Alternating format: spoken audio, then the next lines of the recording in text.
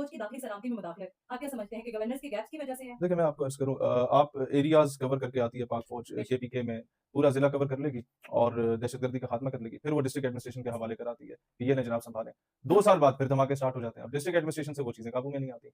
आँखें बंद करके वो लोग बैठे हुए होते हैं। टक हमारी अरूज पर होती है। ठेकेदारी में कोल माइन्स का जो ठेका होता है, स्पेशली खैबर में और बाकी इस तरीके के जो ठेके होते हैं, उस पे वो अपना हिस्सा ले रहे होते हैं। हिस्सा फिर वो तालिब भी आके माँगता है। तो वो बिज़नेसमैन आदमी तो बिज़नेसमैन होता है, उसे तालिब को भी राज़ी करना है, उसे एडमिनिस्ट्रेशन को भी राज़ी करना है। इस खाते में पता ही नहीं चलता कि कैसे वो लोग इन्फिल्ट्रेट कर जाते हैं दोबारा आपके सिस्टम में। तो फ़ौज को इन्फिल्ट्रेट करना पड़ता है बीच में जब उसे नज़र आता है कि यार ये चीज़ें दुरुस्त नहीं चल रही, तो उसे दहशतगर्दी के खात्मे के लिए ये डोमेन ही फ़ौज की है। ये डोमेन ही लॉ एनफोर्समेंट एजेंसीज़ की है।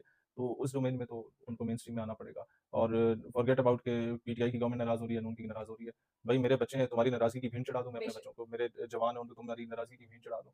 तो ये चीज़ें तो दुरुस्त होने की ज़रूरत है और ये बिल्कुल दुरुस्त है कि गवर्नेंस का जो नाकामी बेशक। है, उसकी ही बुनियाद पे राह हमवार की जाती है कि अब फ़ौज बीच में बेशक। अमल दरामद करे या अमल दखल करे किसी भी चीज़ में। क्योंकि मुल्क की दिफा जो है वो अवलीन तरजीह होती है। मुल्की दिफा इंटरनल मैटर्स में बेशक। आपने अपनी आवाम का दिफा करना, ये होनी ही अवलीन तरजीह चाहिए। अगर ये नहीं है, तो फिर आप देखें सारा इन्वेस्टर दुबई से भाग गया। ऐसे ही है। उनके पास दिफा नहीं है ना, हम जब एटम बम बना रहे थे और घास खा रहे थे, हमारा दुनिया मज़ाक उड़ाती थी। दुबई में ये 2-2 टके के जो अरब सरदार हैं, ये चोर चकार जो हैं, ये डकैत जो हैं, ये हमारे वीज़े कैंसल करके बैठे होते थे। इनकी औकात ये है कि ज़िला अटक और ज़िला रावलपिंडी जितना इनका पूरा अमारात है और ये हमें दिखा रहे थे आँखें। उस वक़्त बना रहे थे इमारतें, वो अय्याशी के अड्डे खोले हुए थे। आज क्या है, ढाई मिसाइल नहीं गिरे, ये सारे इन्वेस्टर भाग रहे हैं। तो भई अपना दिफा मज़बूत होना चाहिए, दिफा आप ठेके पे देंगे। देखिए वो आसिफ गफूर बड़ी अच्छी बात करता था। वो कहता था, "ये आपके मुल्क में फ़ौज तो होगी, आपकी ना सही किसी और की सही।" ऐसे तो ही अपना दिफा ठीक होना चाहिए, उसके बाद रोटी कपड़ा मकान भी होगा। अब ये कमरा है, मैंने पहले भी एग्ज़ाम्पल दी थी, यहाँ रोटी कपड़ा मकान मैंने रख दिया, रोटी और कपड़ा रख लिया आधा-आधा। एक कपड़ा है और आधी रोटी है।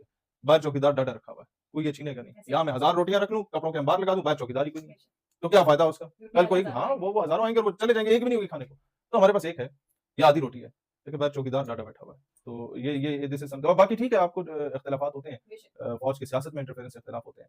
लेकिन जहाँ तक बात ये है कि आप लॉ एंड ऑर्डर और सिक्योरिटी के मामले में फ़ौज से पूछें कि क्या आप कहीं कोताही दिखा रहे हैं? तो नहीं दिखा रहे। वो ऐसे अपने ही बच्चे है। कुर्बान कर रहे बेशक। हैं। जर्नैल, ब्रिगेडियर कर्नल अपने बच्चे कुर्बान कर रहे हैं। My father was a brigadier officer और मेरा छोटा भाई 6-7 साल से जब से वो फ़ौज में गया, पास आउट होने के बाद वो ऑफ सीरियस में है। रोज़ाना मौत को अपने करीब से देखता है। बेशक। पहले तो एक वक़्त होता था कि माँ हमारी रोती थी ऐसे ही है। जब बेटे की पोस्टिंग ऐसी जगह पे हो। तो वाले साहब ने कहा देखो यार अब ये तुमसे पहले ये कौम का बेटा है। तो मैं अपना असर रसूख इस्तेमाल करके कि as I am a brigadier तो मैं इसको इस पिंडी में पोस्ट करा दूँ या अटक में पोस्ट करा दूँ। तो ये बुज़दिली की अलामत है।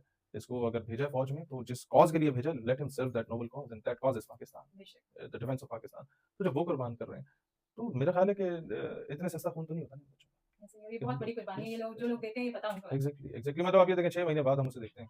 वो हफ़्ते 10 दिन की छुट्टी आती है और छठे दिन फिर ऊपर से कमांडिंग ऑफिसर की कॉल आती है, अरे! "हालात ज़रा डिस्टर्ब हैं।" आ जाइए।